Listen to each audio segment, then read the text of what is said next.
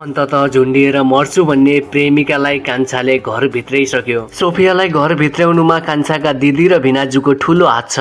यसरी छोरी बारम्बार भागेर जाने र बाउले फिर्ता ल्याउने, के अब पनि यही पुरानै प्रक्रिया दोहोरिन्छ त? वास्तवमै भन्नुपर्दा छोरी पहिले जाँदा सोफियाका बाउको फेरि रियाक्सन कस्तो होला? यता सागर र कान्छी सुतिरहेकै ठाउँमा राति ढोका फुटाएर भित्र आउन खोज्ने मान्छे को थियो? त्यसैले आउनुस् आजको यो भिडियोमा कान्छी सिरियलको आउँदो भाग कस्तो हुँदैछ यसबारेमा मुख्य कुराहरू जानकारी दिनेछौँ। त्यसैले भिडियोलाई लाइक गरी अन्तिमसम्म हेर्दै गर्नुहोला। यो गाडी चाहिँ कान्छाको बिहेको सरी कान्छा र सोफियाको फेरि एकपटक विवाह हुने भएको छ। छोरी ज्वाइँको विवाह हेर्नको लागि बाउ रातो पिरो अनुहार लिएर आउनेछन्। तर सोफियाका बाउ छोरीलाई आशीर्वाद दिन आउँछन् या पहिला जसरी नै, या घर भित्राउने क्रममा भिलेन बनेर आउँछन्? के यसपटक कान्छा र सोफियाको विवाह सम्भव होला त? सुन्दर जोडीलाई तपाईको प्रतिक्रिया के छ तल कमेन्टमा लेख्नुहोला। तर जहाँसम्म मर्छु भनेर भुँडी बोकेर कान्छालाई फसाउन खोज्ने सोफियाको नियत भने राम्रो देखिँदैन। कान्छी पनि आफ्नो भाइभरिको सम्बन्धलाई देखेर सुरुमा त्यति खुसी थिएनन्, तर भाइको इच्छा र चाहना भएकै कारण उनले पनि सहमति जनाएकी छन्।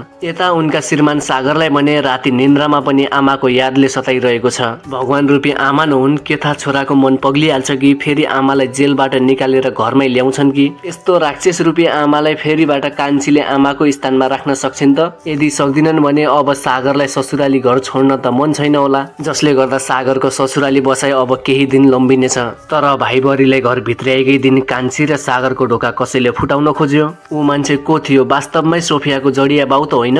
यदि सोफियाकै जडिया बाउ थियो भने अब यो विवाह सम्भव हुँदैन होला। पहिला जस्तै सम्धिको गाला पड्काउने खेल चालु हुन्छ, या सिरियलमा नयाँ एउटा ट्विस्ट भइदिनेछ जसले गर्दा सम्पूर्ण कथा परिवर्तन हुनेछ। सम्भवतः कान्छी सिरियलको आउँदो भागमा यी मुख्य सिनहरूलाई देख्न पाइन्छ होला। आशा गरौँ आउँदो भाग निकै दमदार अनि बबाल बन्नेछ। सम्पूर्ण दर्शकहरूलाई अझै यो भन्दा पनि बढी मन पर्नेछ। यदि तपाईलाई यो भिडियो मन परेमा भिडियोलाई लाइक, शेयर अनि च्यानललाई सब्स्क्राइब गर्न सक्नुहुनेछ। अहिलेलाई भिडियोमा यति नै। हस्त, धन्यवाद।